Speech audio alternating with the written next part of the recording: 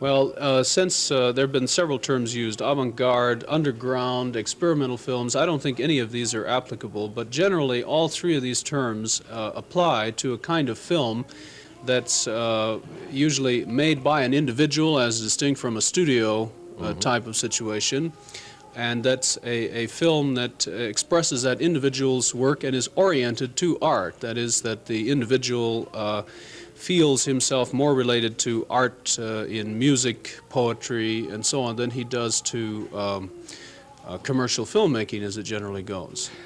Is there any profit in making these films, and where do you play them most of the time? There's profit in the same sense that there is, again, for a poet or a painter. Some people make a great deal of money sometimes, but mostly the life is pretty struggling and hard. I think it's about comparable to that. Now, that's a little different. You experiment a lot, right? Well, it says, I was just reading this little review here. It says on your feature, Dog Starman, you use painting and scratching on film, distorting lenses, double exposure, and the use of clear leader. Well, all these different techniques, really it sounds tricky when it occurs in that form, but essentially a film artist or someone who's working in this area of film as a possible art medium is more oriented to the eyes, how the eyes actually see, rather than to photographing a stage play. Now, most of Hollywood they call it photoplays, and it means photographing a stage play. But, for example, with that camera, there would be an ordinary movement that would be called a pan, where he would move that lens, say, from me, I think it's on myself now, over to you. Would you give us an ordinary pan?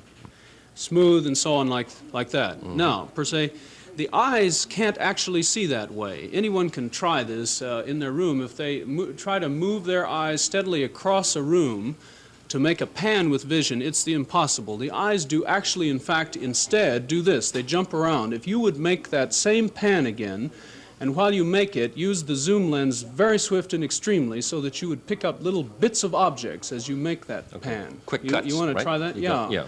Well, they'd be cuts and so on. Yeah. Or jerk it back and forth even in that sense, picking up different pieces, bits and fragments and putting it together. Well, all right, actually, if you want to just cut that a minute and go back to a regular one, probably that'll look very strange to most people. It won't look like the way they think they see.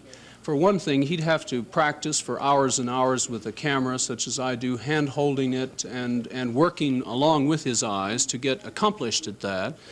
And secondarily, then, there would have to be a great deal of cutting that would put that together and make it intelligible.